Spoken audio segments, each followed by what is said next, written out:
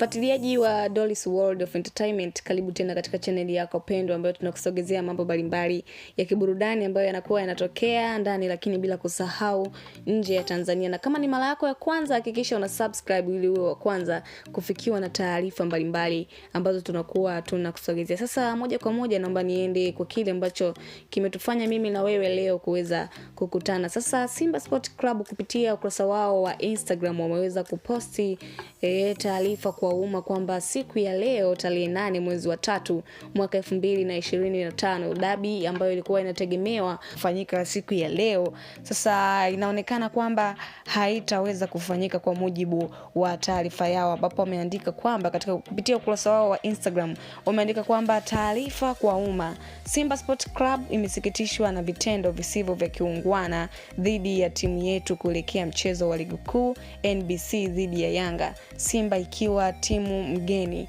Na kwa mujibu wa kanuni ya 17 kifungu cha 45 ya kanuni za ligi kuu bora, timu mgeni ina haki ya kufanya mazoezi kwenye uwanja wa mechi angalau mara moja kabla ya siku ya mechi katika muda tarajiwa wa mchezo husika. Kwa maksudi Simba imenyimwa haki hiyo licha ya kufika uwanjani katika muda husika. Katika sintofahamu hiyo, Simba iliarifiwa na meneja wa uwanja kuwa hana maelekezo ya kuruhusu mazoezi kufanyika bila maelekezo ya kamishna wa mchezo pamoja na kamishna wa mchezo husika kufika.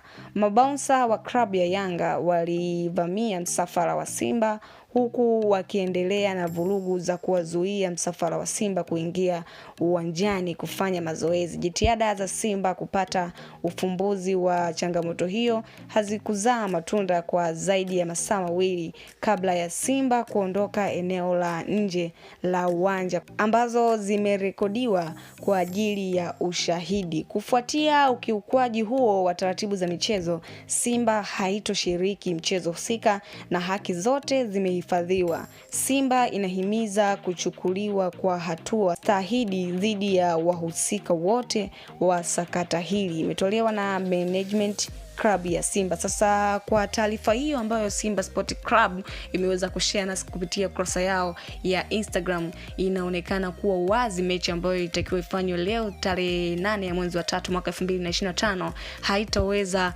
kufanyika kutokana na mambo ambayo yameweza kutokea. Sasa kwa upande wako, drop your comment hapo chini utuambie bwana kuhusiana na hiki ambacho Simba Sport Club imeweza kuposti kupitia kurasa wao wa Instagram.